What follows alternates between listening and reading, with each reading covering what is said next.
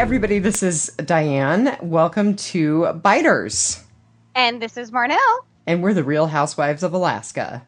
Coming to you one last time for Biters until probably September. Right, because that's when Fear comes back on. Yep. So tonight we're doing Fear the Walking Dead, the mid-season finale, episodes 7 and 8. The Unveiling and Children of Wrath. So what was your rating?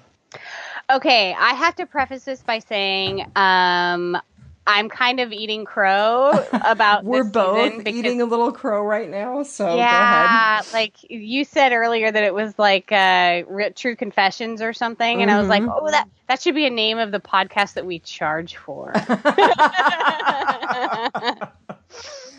But so I really, really liked these two episodes. And I liked The Unveiling more than I liked Children of Wrath, but I liked how Children of Wrath, of course, ended. So that is totally opposite, right? Again, I liked Children of Wrath more than I liked Unveiling, but I liked them both. That is really funny because we did that with the mid-season or with the season premiere also. So honestly, this is just one of those where I was just like, you couldn't have given me like a 2-page synopsis of what like the last 6 episodes had been, and then I could have just watched these and we would have been great. Like, I would have had nothing bad to say about the season. So I feel a little hypocritical that we've been dogging on them all season, and then they bust this out. So okay, I gave it 4.5 Flaming Abigails. I gave it 4.5 out of 5 homegrown haircuts. That's part of my running potpourri. And I gave it this rating because the ending really hooked me in. Like, right from the minute that you saw Madison sitting next to Jeremiah Otto's body to the gift to Walker at the very end, I was like, yep. Okay, these were pretty good, but that did it for me. So I think I've told you guys I'm kind of a Luddite in that I like paper copy all of my synopsises and I write my notes in the margins and stuff. That entire section is circled from the moment she sits down to the very, very end. Yep. Yeah, it was good. Yeah. Yeah, so, I have to say that I really, really hope this is an omen for the rest of the season. Which is what we said. I have to say a little bit of eating crow again about the beginning, and then the middle book kind of sucked. So, you know, the third book in the beginning, or the third book in season 3, so far so good, right? Yeah, yeah. So, yeah, absolutely. The numbers. I didn't look up Live Plus 3 or Live Plus 7, but 2.62 million for The Unveiling. Wow. And it actually dropped down to 2.4 million for Children of Wrath, which kind of disappointed me because I really liked Children of Wrath more. Yeah, I think it would even out on the Live Plus. Probably. I think probably people were like, oh my God, 2 hours? I can do an hour on Sunday night. Yeah, it's Sunday night. You got to get the kids to school in the morning. You're rushing around trying to get ready for the work week. Most people who work Monday through Friday. So, I think it's just one of those where I don't know if they can start early. As far as like, you know, with the violence and swearing and things like that on television, I don't know how they do that anymore. It used to be that you couldn't say the F word after or before 9.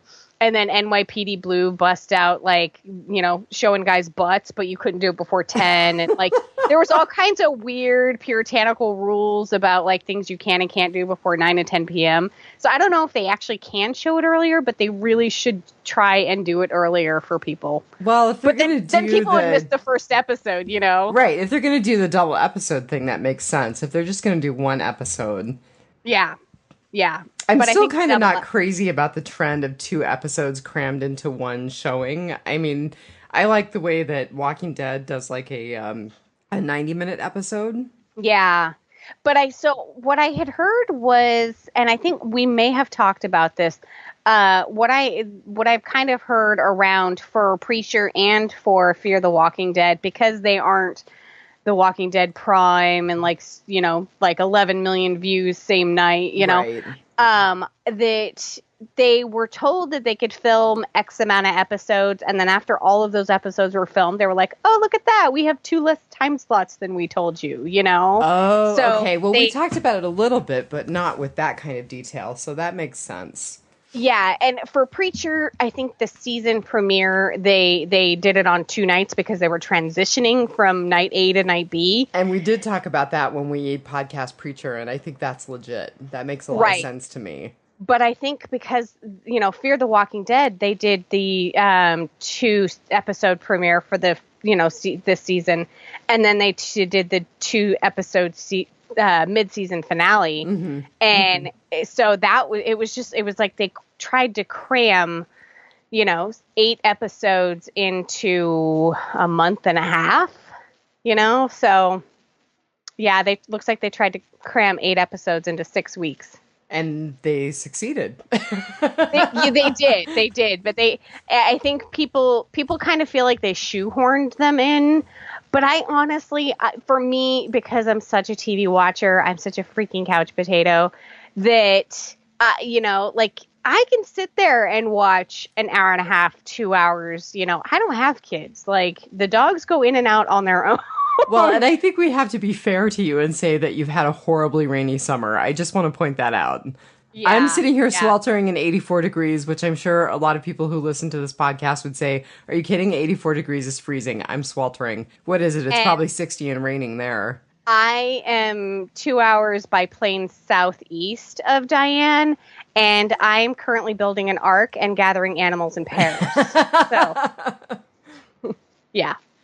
So, yeah, I can sit here and watch 2 hours of TV, no problem. And like I said at the season, the beginning, I liked the 2 episodes because I wouldn't have liked just the 1 episode by itself for either one, but both of them put together I really liked. And then for this time, both episodes were so exciting that I was just like, yeah, whether it was intentional or not, it was a good call. Right. I agree. I mean, I think that they went together very well. They wrapped things up very well. I liked it. I thought it was a good pair. Yeah, definitely. Okay. I'm just going to blast through the author and writer, or the director and writer stuff real quick. So Unveiling was written by a guy named Mark Richard. He actually wrote The New Frontier, which was the episode 2 of the season where Travis died. So, and that was actually my favorite one of the first 2, so good on him. He's also worked on Hell on Wheels, and interestingly enough, all 4 of the people who worked as writer and director on these 2 episodes, they all have Hell on Wheels in common, so I think that's really the crossover for them. That's interesting that these episodes were paced so well, and I really thought it was written by the same person and directed by the same person. I'm like, this is obviously a winning combo. You guys need to keep these guys on your main staff. And look, I mean, then you have, again, the guy who wrote this one is the guy who wrote episode 2 of the season, so that makes sense. Yeah. The person who directed, a guy named Jeremy Webb, he has credits for Downton Abbey, which I loved. The Punisher, he's got an episode in post-production, which of course crosses over with the Walking Dead universe because of John Barenthal, a.k.a. Shane. He also has, as I mentioned, Hell on Wheels credits. Nod to You, he's got Doctor Who credits. Yay! He's also worked on The Sun and Turn, which are a couple of AMC shows, so he's got lots of work with AMC. Yeah. And then Children of Wrath, written by Jamie O'Brien, who has Hell on Wheels credits. She also has worked on Da Vinci's Demons and Big Love. Those were the couple of things that I really recognized in her bio. And directed by a guy named Andrew Bernstein, who has tons of credits. So I'm just going to highlight a few. 12 Monkeys, Batman and Robin, How the Grinch Stole Christmas, TV, West Wing, Americans, Psych, House, ER. So he's got a long history on TV as well as a lot of TV history. Yeah, he's got 1 episode of Code Black, which I really like the series, but if you have not seen the documentary, go watch the documentary for Code Black. Oh, really? Okay. Yeah, it's about Angels Hospital in California. It's a county hospital. And that sounds good. Yeah, it's amazing. It sounds really messed up. Yeah, it's all about what are the guys called when they're just learning to be doctors? Residents. Not residents. They follow a bunch of residents for their residency, and in the middle of it, Angels Hospital has to they shut down the old one because it was built in like 1898 or something.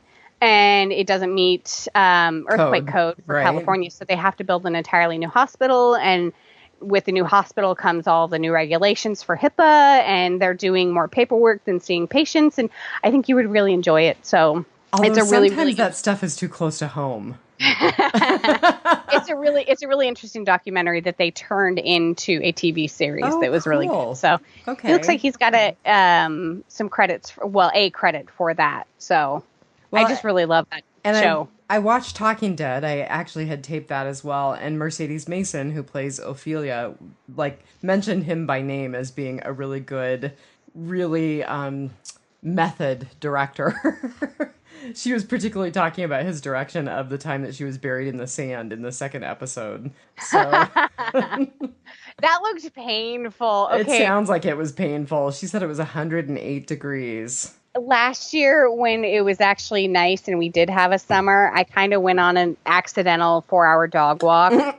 It was such a nice day and I was like, no, I'm not going to walk on that long. I don't need sunscreen. And I am a whiter shade of pale. Yeah, you make me look tan. Let's put it that way. Yeah, I buy goth makeup. So. And not because you're going for the look, because that's the only thing that matches your skin tone. Right. And so I did a 4-hour walk. I live pretty close to our glacier. So I did a 4-hour walk to the falls, which is next to the glacier, and back. And some of it was shaded. Like this wasn't like 4 straight hours in the sun. And I was like blister burned. So I can't imagine, I'm like, Ophelia's so lucky she's already like brown. She looked painful to begin with, but I would be like hospitalized. I was like, oh, that would be so awful. I don't even like getting, and I don't even tan. I burn and peel. Like it's red and then it's snake skin. So. Yeah, so I was just like, oh, that poor woman. It was a great effect. It was, and it sounds like some of it was not acting. Some of it really was method acting. Oh, no. I mean, I don't know about the burns, but just about it being generally a really miserable shoot. Yeah. So what did you think about the titles? I mean, the Unveiling... Walker's character pretty much talks about what that is. It's the unveiling is the apocalypse. Right. And I actually didn't know that was kind of a definition of Did you look it up? Because I was curious to know if that actually really was a definition of the apocalypse or not. I did. Webster's dictionary does have one of the definitions as something viewed as a prophetic revelation. Oh, interesting. Cool. Yeah. So that was accurate. Not that I don't think it would be. It was just something, we talk about the apocalypse a lot. And we've never used that particular reference for it. Right. And I would never think that the apocalypse would be the unveiling of a prophetic revelation like that. But I mean, I guess maybe when you get into the biblical sense of it, I don't know. Like it's always just been the end of the world, Mm-hmm. That's what I mean, even the zombie apocalypse, which in my book is not biblical, I think of it as the end of the world as we know it, Right. Which we definitely got a lot of apocalypse imagery tonight, which was cool. We did, yeah. So Children of Wrath, I just looked at all of the different children that we saw in the episode. So Madison killing her dad. Her children, Otto's children, Walker as a child who was horrifically orphaned. Right. So that I kind of thought of all of them as the Children of Wrath. Yeah. Yep. And I'm sure it's a direct reference to the undead as well. But for me, it was really about the people who were living and living their stories. Yeah, I agree. So then, as featured cast, I actually chose the guy who played Walker. Oh. And he was on Talking Dead, and he was very interesting and very well spoken. So I'm a little bummed, and I hope we get away from him as like the cardboard cutout of the angry Native American. Right. Because I think right now his character is not very multidimensional, but I'm hoping that we'll see some difference as the season goes on. Okay, Anyway, so go ahead. We're podcasting late on this, and so have you seen the teaser trailer to come out of Comic-Con for the rest of season 3? No, I have not watched the Comic-Con trailer. I did for Walking Dead, but I haven't for Fear the Walking Dead. Okay, it's up. The SDCC, the San Diego Comic-Con, which is the kind of OG of the Comic-Con. It's the big one. Has released a ton of trailers, and just seriously go on YouTube and type in SDCC trailer, and there are so many cool trailers coming up. I mean, Justice League, and just it's all there. But there was a Fear the Walking Dead rest of the season 3 trailer, and I think you get your wish. I think cool. That our two groups kind of come together to try and be cohesive and one group. And there's even a comment where I think Walker said, that in a generation we will be one people, And so I think we're going to see a lot more multidimensional characteristics coming out in both of our groups, and Walker in particular. Good, because he is an interesting actor, and he's also kind of beautiful, especially more when he's cleaned up and in a suit on Talking Dead's couch. Well, his IMDb profile pic is kind of cool. Like, he looks like it does not look like Walker. Right. I agree. Yeah. So he is a guy who is Plains Cree. That's his heritage. And he's from Muskeg Lake First Nation in Saskatchewan, Canada. Oh, wow. Yeah. So really, not a Brit. Not a Brit. Not a New Zealander. So this is kind of cool. I found this out tonight. He had a small role in an episode of American Gods. Oh. He played a pit boss in the casino where Laura worked. Oh, yeah. So I'm a little bummed that he didn't have a bigger role in American Gods, because I think that he's really interesting as an actor. But yeah, that was kind of cool. And he's got a bunch of credits, stuff like he played Tecumseh in a PBS documentary. It looks like he's going to be playing Sitting Bull in something that's in post-production right now called Woman Walks Ahead. And he's got a bunch of one-off TV roles like Dr. Quinn Medicine Woman, Texas Ranger, or Walker Texas Ranger. He was in Millennium, which was that like briefly lived spin-off from The X-Files. I did too. Yeah. And then just tons of different stuff. So it looks like he's got quite a bit of an acting history now that you've taught me how to actually navigate IMDb. I just assumed you knew. Well, I assumed I knew as well. How embarrassing is that? That is so awesome. Just some personal info on this guy. So he's 6'2", big dude. He has a master's degree from Kent State, and he has 2 daughters. Huh. Yeah. So do we know a master's degree in what? He graduated with acting and dance. Okay. Huh. Yeah. I would kind of like to see him dance. That's not the multidimensional character I'm looking for. It just, he's a tall guy and kind of lanky. I'm sure he'd be graceful. It looks like he graduated the National Ballet School in 1984. So that's interesting. Yeah. Look at me pigeonholing someone. Well, I hate to be lame in terms of pigeonholing, but I really think that the only thing they could work in to get his dance on in this would be like some powwow dancing. And I kind of hope they don't go there because it's so stereotypical, but we'll see. Right. So, do we want to just go into our goods? Good, bad, and ugly. I'm down with it. So, like I said, I have the entire last scene with Madison and Otto circled. That just, the whole thing, well, I lied about, not being able to strike a deal, and, and here's you the have deal. And she wanted him to do it for himself, to do it for, she's, you know, like, I don't know if she didn't want to do it, or that, you know, I kind of think she thought that it would be better if he did it himself, and that, like, it would be much less conflict. And then, you know, my biggest gripe, and this is not part of my bads, but my biggest gripe about these 2 episodes is they were a little predictable. So, like, Nick comes in and you're like, Nick's totally going to blow his head off. And, you know, after, like, everything, you knew that Nick was going to do that. But I loved, like, Madison has almost entirely redeemed herself in what she did next. Oh, that is so funny, because that's so not the way I reacted, but go ahead. Oh, really? Like, yeah. I like her going, okay, listen, you need to do exactly what I say.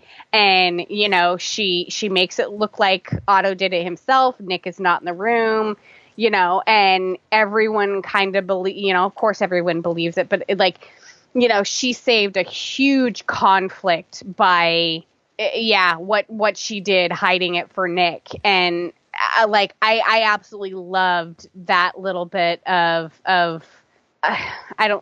not sleight of hand, but just like, yeah. So, and then the giving the head to Walker, you know, the whole thing from beginning to end, that whole scene, just, yeah, she almost entirely redeemed herself in my eyes. Almost. So don't we always see, though, that when you lie about something, it ultimately comes back and bites you? So far, it has not come back to bite Troy. I mean, she's used it over his head. You know, she was like, you owe me. You know, I could have ended you in this camp. But so far, you know, nobody else has found out. So I don't know. I think they did a really good job building on the conflict between her, Jake, and Troy in terms of power struggle and her use of Troy. So I think that we may see the truth of Otto's death come out. You think so? I think we might.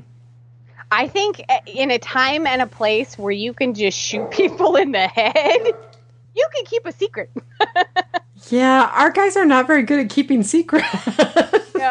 No, but you know, I really, even before that, I wasn't thinking of this, but after watching the teaser trailer for the rest of the season, they've got bigger problems than whether or not Otto shot himself or not. Oh, I bet they do.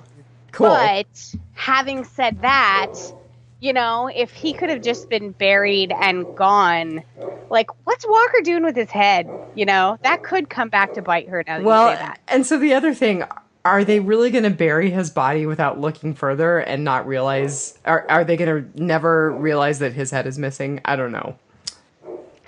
I kind of think so, because I kind of feel like, you know, I almost think the coffin was nailed shut at that point. It's not like it's a casket with hinges or anything. Because I don't think that you are going to, like, move that to the burial site with just a lid that can topple off at any point. So I think they'll be none the wiser with, you know, 7 pounds missing from the... Did you know the human head weighs 7 pounds? Did you know that the head of a Great Pyrenees weighs 7 pounds? Oh, my God. I'm going to find that out. Because she's now got the entire dog lot going. Can you hear them? I was going to say, you're about to go thumper. Oh, my God. Ugh. So I don't think they're going to notice that, but his head is out there. Like, is it going to be on a spike at the Top Hat gas station? Or is Walker just going to, like, dry it and put it in with his relics? You know, I kind of think he might take the scalp of it. So... But what's his obsession with heads? Because we started off the whole episodes with a pig's head. Well, and then we had the head of his great-grandfather, and we had him trying to scalp Jake, and then his father's head, and yeah, there was a weird theme running through these 2 episodes. Okay, that I haven't Walker is not yet. right. I mean, we know this from his ranting and raving about what the apocalypse really is. He is not right. Right. And so I'm also thinking that, like, he was demanding his land back. He was demanding his land back. And he's satisfied with just Otto's head. I don't think so. Oh, right? Well, I mean, they show in even the trailer on Talking Dead, they show Walker's people rolling into Brokejaw Ranch. So I think that the deal is he's going to get that land back. Yeah, I think they're just going to all try to live together in peace because, of course, the Top Hat tribe needs water. That's their main thing. I don't think they're coming in for the guns or the food so much as in they need access to water. And yeah, so which I think and now I'm really getting to writing potpourri. I think that's how we end up hooking back up with Strand and Salazar, or at least Salazar at this point. Because Salazar is at the dam with the water. Go watch the YouTube trailer. I'll wait. Okay, no, I'm not going to watch it right now, but I'll watch it. Yeah, because we get a lot of our main circle back together. I mean, we got Ophelia back. We did, and that was kind of surprising. Neither one of us predicted that.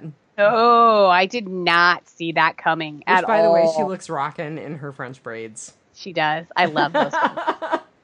So what was your good? Speaking of Strand, I have major crow to eat because I have been going on for a couple of weeks now since Thomas O'Mara sent me a private message saying, "Oh my God, the cosmonaut!" I was on that PM. Yep. The cosmonaut was actually my good. I liked it too. I loved the scene where Strand was talking to him.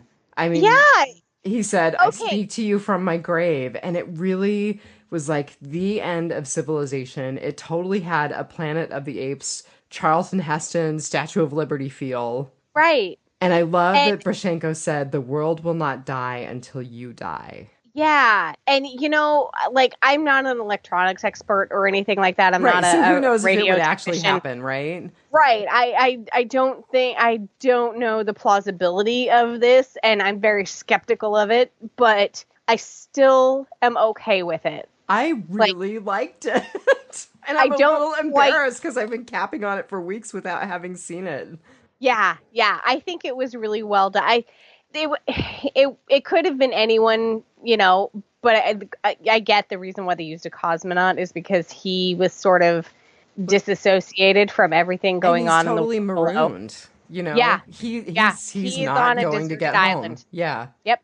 Well, so it was really interesting because they talked to Coleman Domingo about it on Talking Dead, and Coleman Domingo said, you know, this whole little moment was about him finally giving up on the civilization that he's been clinging to. Yeah. And you see him clinging initially, like drinking the champagne, quoting Eugene O'Neill, the playwright, to the cosmonaut, wearing that suit jacket. And then it just turns so bleak and so hopeless. And I just loved it. Yeah. So I am eating crow about the cosmonaut. I actually think it was awesome, although Thomas O'Mara assured me that in this mid-season opener that E.T. is going to phone Madison. He really did. Because I was like, okay, you can cap on me tomorrow for liking the cosmonaut scene, but I really liked it.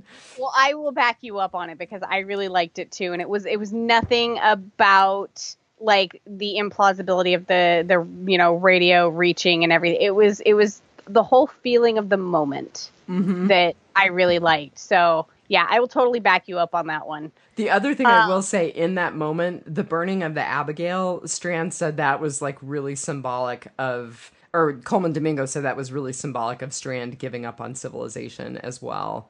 And that's why hence my rating, 4.5 Flaming Abigail. Right. I think because my other half was like, why is he burning it? You know? And I'm like, I really think it's sort of cathartic for him. He you know, he was like, what is it? Like, if I can't have it, nobody can have it? And I was like, no, I think it's kind of cathartic for him. Remember when he got on board, he said, I'm home. And what he's really saying by burning it is there's no such thing as home anymore. Yeah, he closed that chapter. And there's no such thing as home for anybody anymore. No, nope, absolutely not.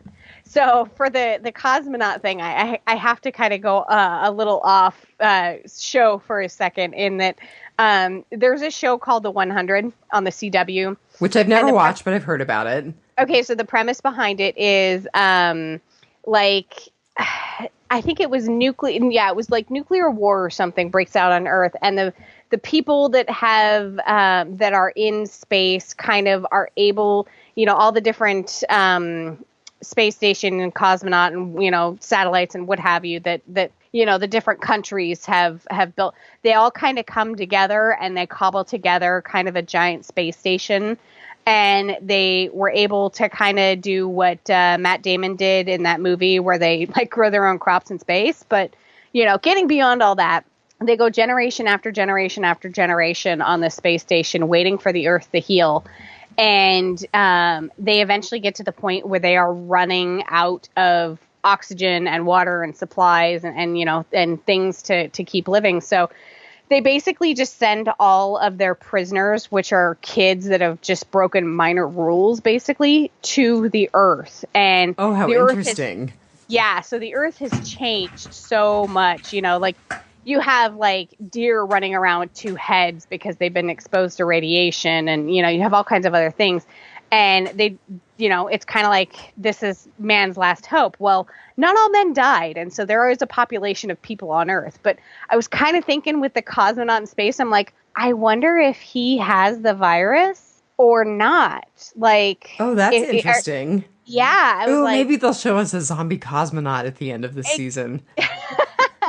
So I was like, I wonder if he dies in space, if he's going to die, or if there's going to be a zombie that's cool. up there. Yeah, like it was just, I was like, so like, could it possibly be that like maybe there's a couple people out there that don't have it because they're not on Earth? I'm laughing at the visual image of a zombie in a spacesuit. I'm sorry. Yeah, that's totally funny. But yeah, I was just like, I wonder if he was exposed to it before he went up, or if I don't know, like I kind of think like if that guy dies, he's just dead because maybe he didn't get the zombie virus. Well, and that goes back to Robert Kirkman saying he knows what caused the zombie apocalypse, but he's probably never going to tell us, so we'll probably never know. Okay, but he says he's not going to tell us because it's stupid. And I'm like, well, you're the one who came up with it. You can just change it. And the other thing is we've all invested so much time and energy. Do you really think we're going to think it's stupid? Yeah. Yeah. For some of us, we're going to be like, that's not what I expect. And other people are going to be like, I nailed it. I knew it. It was all the Mentos and Coke.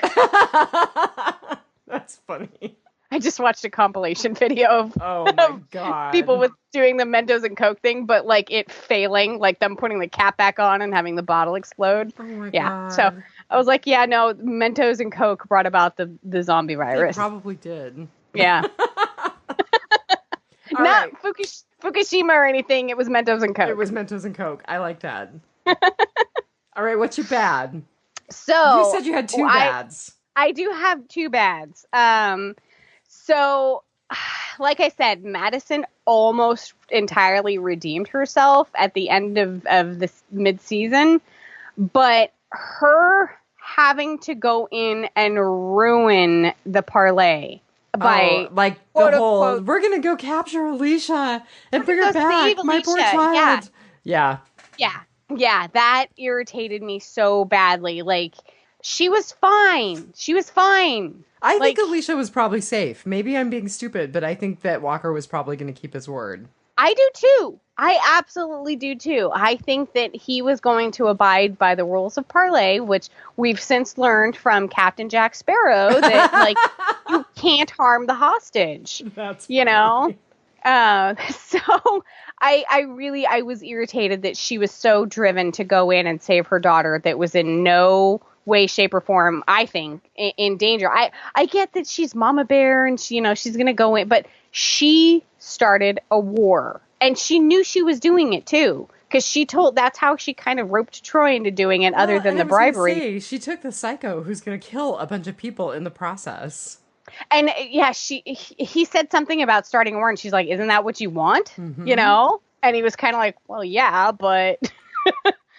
So I absolutely hated that she started a war to save somebody, her daughter, who was not in danger, and Alicia's becoming pretty adept at taking care of herself. Mm-hmm. I mean, we've seen her evolution from, a kid that wandered off to, someone who can, get through a corridor full of zombies on her own. So I just, that irritated me so badly.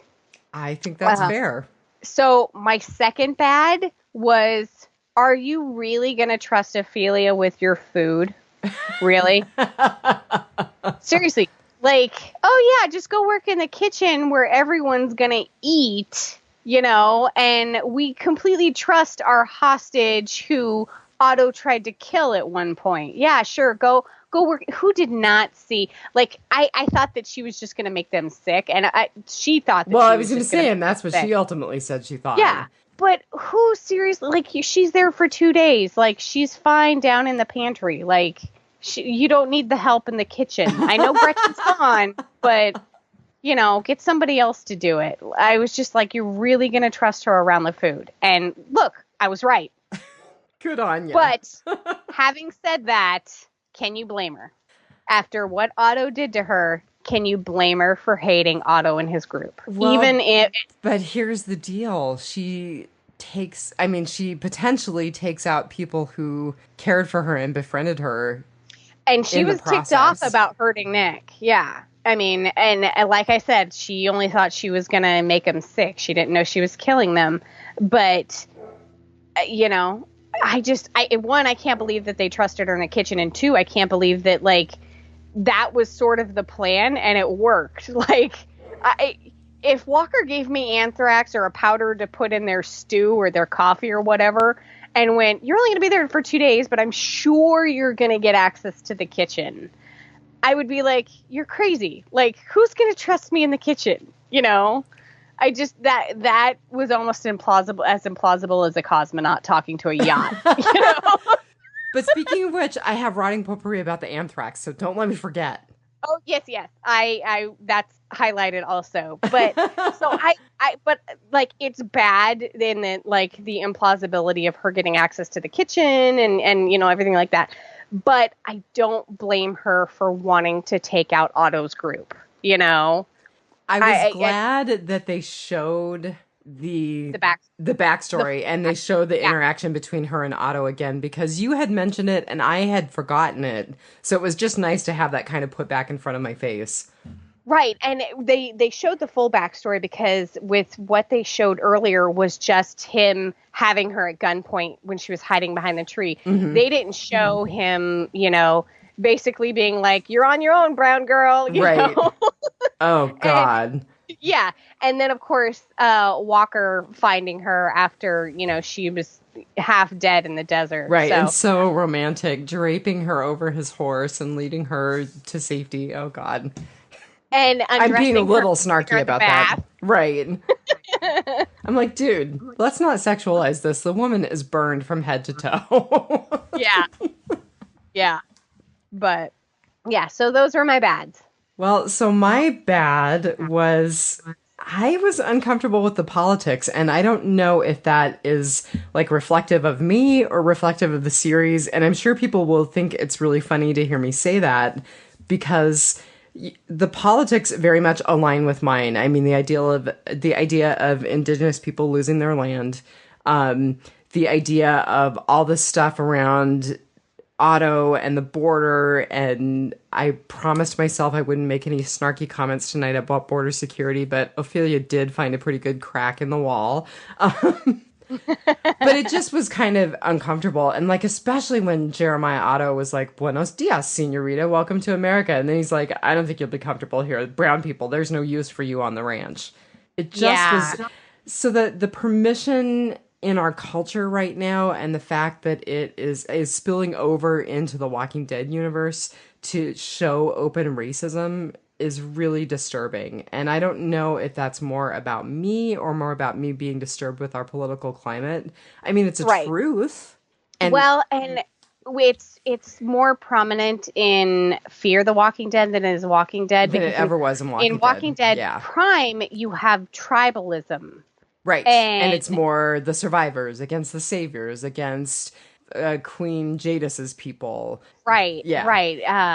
And so in this, it's more overt with racism and, Mexico versus the US and, brown people and red people. And, so it is a very hot button issue. And yeah, I get why it makes, people uncomfortable, one way or another, whether you agree with it or not. Well, the other thing that was really interesting for me is, that I'm crazy about American Gods, and the opener that Orlando Jones does for episode 2, where he's Mr. Nancy talking to people who are being brought over to the Americas on a slave ship and encouraging them to revolt.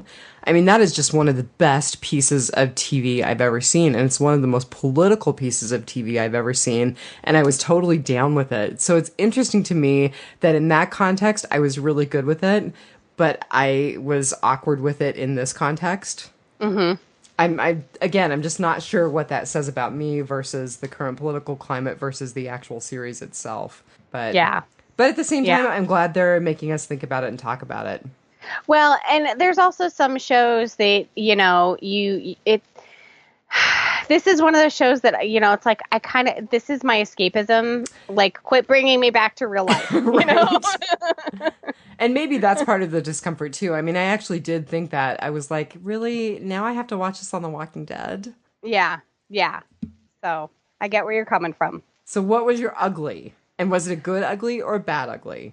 I don't know if it was good or bad. But I really enjoyed the interaction between Walker and Alicia, and the whole the helicopter scene. Yes, she made it a very prominent to point out that you killed a family member of mine. Mm-hmm. Like, basically, I would have had nothing. And I think Madison kind of goes that way too, where it's like, I don't care about your guys' feud. You killed my family member, and you're putting my family in danger. Like, and Alicia's, her whole interaction, but specifically the scene at the helicopter, where they kind of came to an unsteady understanding about where the ground each other stood on, that, I hate you because you killed somebody, I loved. And, he understood that and kind of accepted it. So I really loved that. Like I said, Alicia's my favorite character. Like, she has been for a while. And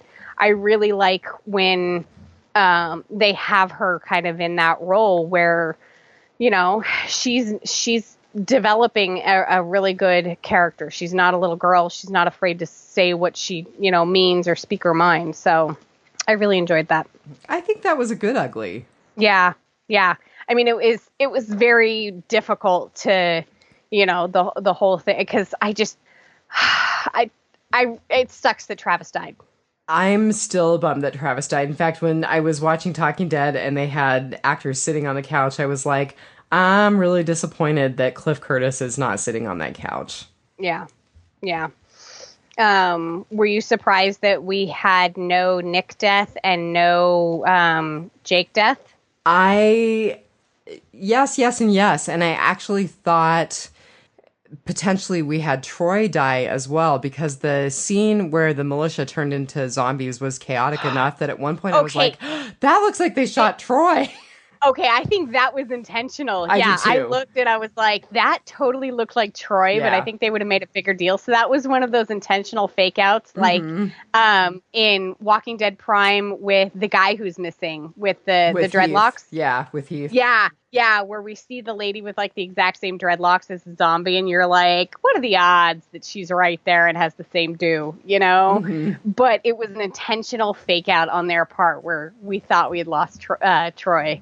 But yeah, I was convinced Jake was getting scalped right then and there. Like, I was too. Yeah.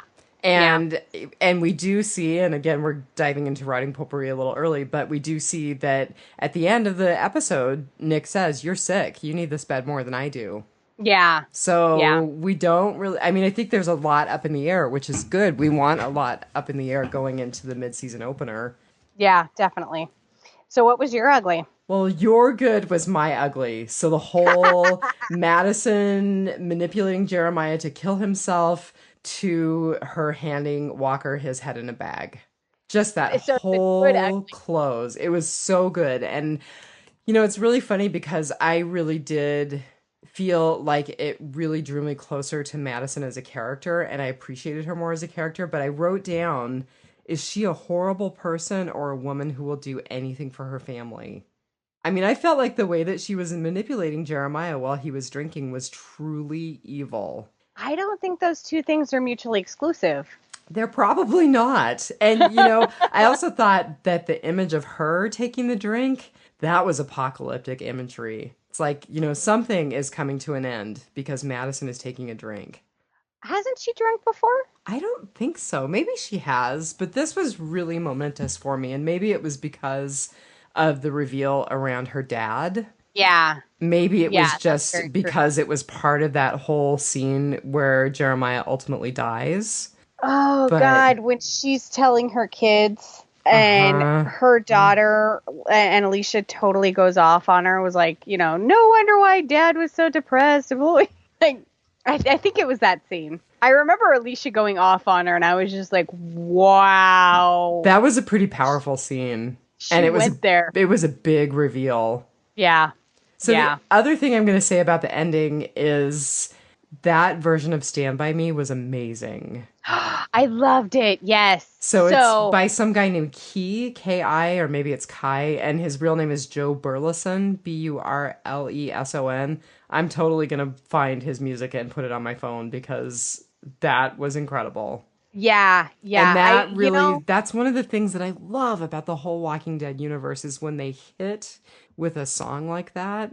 When they really make that connection, it's just the most amazing moment. Like, I still love Arsonist's Lullaby by Hosier. I blew his name. Hosier. Yeah. Because Hosier? I don't know. Anyway, because it was so powerfully used in that scene in Walking Dead Prime. So, and they have, like, their music is really good. Whoever their music guy is awesome. I have a lot, and it's usually covers of songs. Not always, though. I mean, this Arsonist Lullaby was not a cover. The whole soundtrack from season 4 of Walking Dead Prime, Oats in the Water, Serpents, all of those songs were freaking amazing. So when they really hit, they hit. Okay, and I'm so glad you brought that up because I love that song too. And the song on the teaser trailer is really good. Oh, good. So, yeah, I'm really, like, they need to release a soundtrack. I would totally buy it. You know, the only, like, cohesive soundtrack that I've seen was they did a really nice job packaging and releasing the soundtrack for season 4. For Walking Dead Prime. And I actually do have that on my phone because I really like that soundtrack. It's really good. Yeah. So, now to Rotting Potpourri. Rotting Potpourri.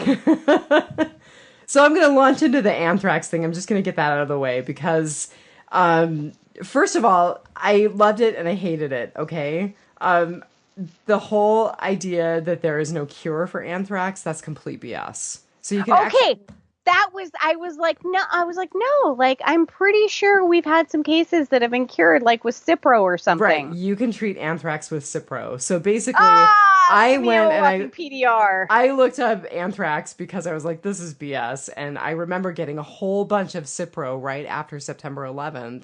Okay, yeah. And we actually got in the little emergency room that I was working in, like in rural Alaska, nowhere, a big box of Cipro that we were supposed to save in case of anthrax. I am not kidding you. And so we had a whole bunch of senators getting mailed white powder, right? And some of it did turn out to actually be anthrax. So it can be treated with Cipro and with supportive care, right? Not everybody survives it, and depending on the severity of the anthrax, it's, you know, depending on the severity of the infection, whether it's just the skin or whether it's the whole body involved. I mean, you can have, you have a better chance of surviving or not. But the whole there is no cure, that was BS. The other thing is that Cipro is such a common antibiotic. I suspect that the autos probably have a huge stockpile of Cipro. Exactly, because it kills, like, everything. It's one of those that just completely cleans you out. We're also finding out it kills your tendons, so it's not a great drug, but it does a lot. Well, and it's one of those that like people have taken and then they wind up having really bad stomach issues because it kills all the good stuff in your body Well, too. all antibiotics do that to a certain degree, but I will say I reserve Cipro and its brethren for really severe infections. Right. And And anthrax I would be one of those.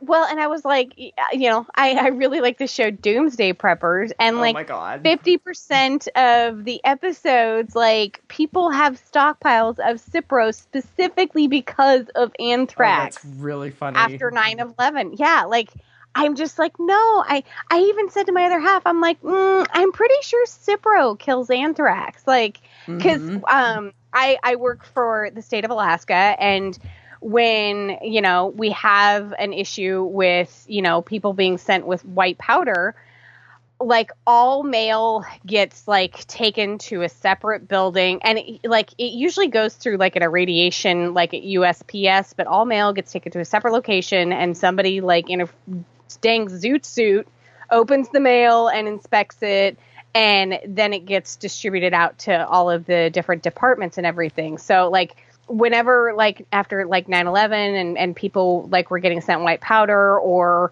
I think it was after Obama was elected. I can't be sure. There was another issue where like a whole slew of senators got sent it, and a few of them were legit, like it seriously was anthrax. So I just remember that like it is one of those things where like we actually had one of our state buildings that got shut down because they got sent white powder, and it wound up being like baking soda or something. But I hate, by the way, that we live in a time where someone has to open the mail in a hazmat suit. That's just ridiculous. Yeah. But go ahead. Well, and we don't do it anymore. It's just when there's like an alert comes out, when there's like a credible threat or whatever. But it's one of those things where it's like, okay, like that person that opened that mail that day, get some anthrax or get some Cipro. Yeah. Yeah, they immediately got taken to the hospital and put on Cipro. Yeah. This episode brought to you by Cipro. Okay, but the other thing that I will say, which I loved about the anthrax, was his statement that they cultivate it from animal hides. Yeah. I love that. I thought that was really cool. Although there was a little part of me that was like, wouldn't Walker's people get anthrax because they were working on cultivating it? Yeah, And I also just had a Breaking Bad moment. I was like, oh my God, Ophelia put ricin in their coffee. That's funny. So that's my anthrax rant. Yeah, I kind of had the same rant. I had anthrax underlined because I'm like, I'm pretty sure there's a treatment cure type thing, So, and also on the whole anthrax poisoning thing, I loved that they handcuffed everyone to their beds. Yep. But how many dang pairs of handcuffs do they have just laying around? That's a good point. Although they are crazy preppers. Yeah, but they didn't have Cipro, but they had like 80 pairs of handcuffs. That's fair. That's very fair. I mean, are they S&M enthusiast preppers? Woo!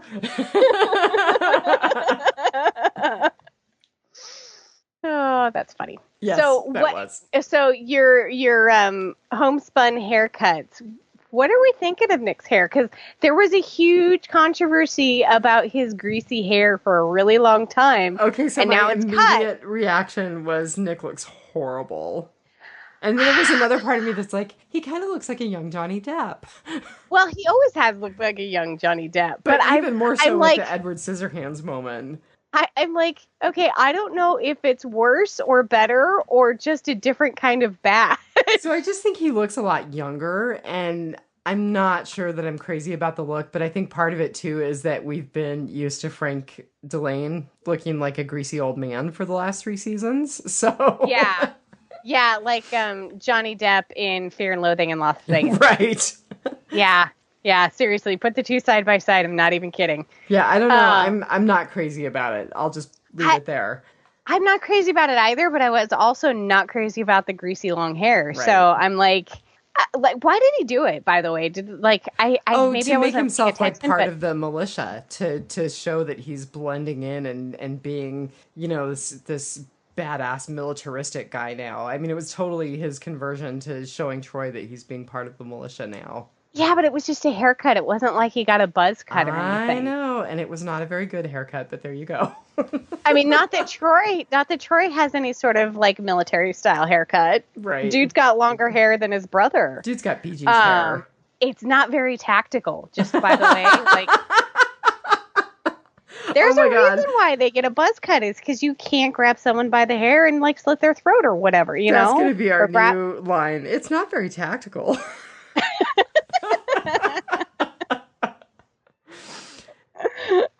Yeah, no, guy's got BG's hair.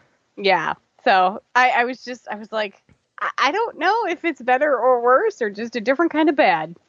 I'm going to go with different kind of bad. Yeah. Yeah. So what do you have? I really liked Madison just totally beating the crap out of Ophelia. That was a nice moment. And that really had to hurt because, I mean, if you, like, getting bruises on top of bruises is so much worse than just getting a bruise. Right. Because she was already beaten up. Like, that was so, yeah. Well, and I have to say, I totally, when she was beaten up and thrown off the motorcycle in front of the militia guys, I was like, this is a setup. Oh, my other half was felt like a setup. Trojan horse. Yeah. It's a Trojan horse. Yeah, totally. Yeah. Yeah. Madison and Walker, when she tries to give him back his father's skull. That was pretty cool. I actually really liked that. And that he refused it and said, this is just a dead white man's dream or something like that. Guilt. Oh, yeah. Yeah. So, and I, like, initially I didn't understand that when he said this is just his guilt, I was like, oh my God, is that like one of his wife's skull? Is that not? Well, I was thinking that initially too when Nick found that skull.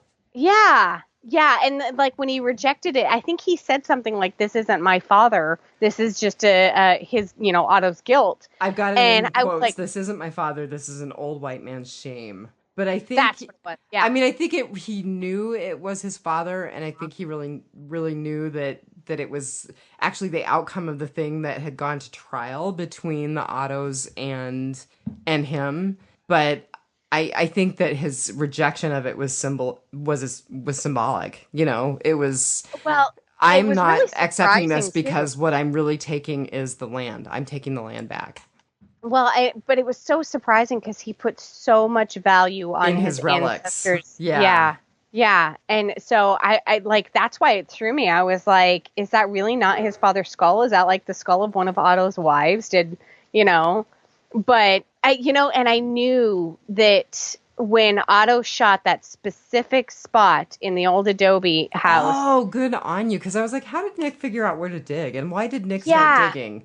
Yeah, I knew when like, even Nick kind of looked at the bullet hole, like, why did he shoot the ground right there? Like, it was kind of, it was a little obvious, and it didn't occur to me that it was going to be Walker's. I thought it was going to be like, some other deep dark secret that Otto was holding, like one of his wives or something. But two things about that is I knew that Nick was he was going to go back and do that. But also that adobe burned pretty hot and pretty long, and they just let it burn. I can't believe that floor was still intact. Good point. Right? Good point. I mean, I guess even if it was buried like 3 or 4 feet down. So, but that was still the old floor. Just saying. Yep. So I don't think I had a lot after that. I was really impressed by these 2 episodes, so I will totally eat crow on this one. I will eat crow on these 2 episodes, and on the opening, I really hope that this is a predictor of things to come, which is what I said at the beginning of this season. So I hope that my hope persists. So here's the thing. The trailer for this teaser trailer looks really, really super good. But how often do we say that where it looks so good because they did a supercut of the 12 scenes that are really, really awesome and the rest of it just sucks. And they do it in a misleading way. I mean, they intentionally mislead you with those trailers. Right. But I would like you to post it to Biters nonetheless. Okay, I will totally do that. Speaking of which, I want to give a little bit of feedback about like the racism, and this is from a Biters listener from Art. And he sent this as a private message to us. When Walker and Alicia were talking about Travis in the helicopter, Walker was oblivious to the fact that Travis was Maori. Walker's hatred for the Europeans that took their land justified what he was doing, shooting down the copter in his mind, but the collateral damage was a Maori. I just thought that was an interesting tidbit with all that went into the subject of racism in this season. Yeah. I thought that was a really good comment. I said, I'm so glad I read that before we podcasted because I really wanted to include that. Yeah, that is really interesting. 'Cause, you know, Nick and Alicia both, you know, I see everyone tanner than me as dark skinned. And like I said, I'm whiter than a shade of pale. So, but you know, they have dark hair and dark eyes and darker skin. And, you know, so it's kind of interesting that, you know, I don't know. He's got an interesting relationship with Alicia thus far, and it'll be interesting to see how he treats Nick going forward. Cray-cray. He's definitely cray-cray. I think so. Yeah, I think he's really imbalanced. I mean, just all of his ranting about the apocalypse and the undead will be, or the land will be cleansed of the impure and all of that. I was like, this dude's nuts. Yeah, I didn't think about that. One thing I did think about though was I was like, if somebody just offed Walker, would this whole thing end? If you cut off the head, would everyone else just like lose motivation or not have the direction? You know, because it seems like he's the one pushing it. I don't think we've seen enough of his camp to really say yes or no because, I mean, there's part of me that says yes, but there's part of me that also says we're talking hundreds of years of racial tension in the Southwest. We're talking hundreds of years of Indigenous people losing land piece by piece by piece. Would this really just go away if Walker was killed? I'm not convinced that it would. He's the only one we've seen pushing for it, right. You know? But we also have the overlay of Hispanic people, too. We also have the overlay of Ophelia and eventually Salazar.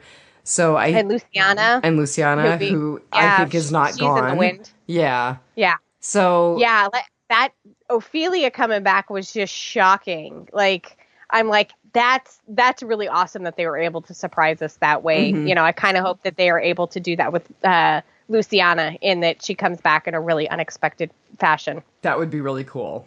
Yeah. Yeah. Well, I guess that's it, man. I think so. Like, I'm really glad we hung in there. We had no really choice. Excited. I don't know. We could have had Brian take over for us and just podcast. He told me he could talk to himself. Busy. I'm like, really? Like, I'm not. Like, you're not.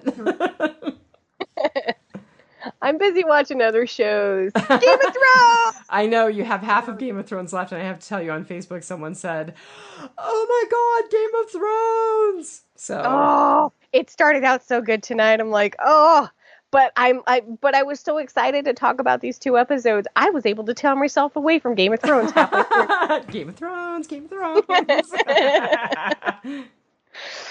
So, looks like we have 8 more episodes beginning September 10th. So, and then I think we're going to pretty much directly roll into Walking Dead Prime.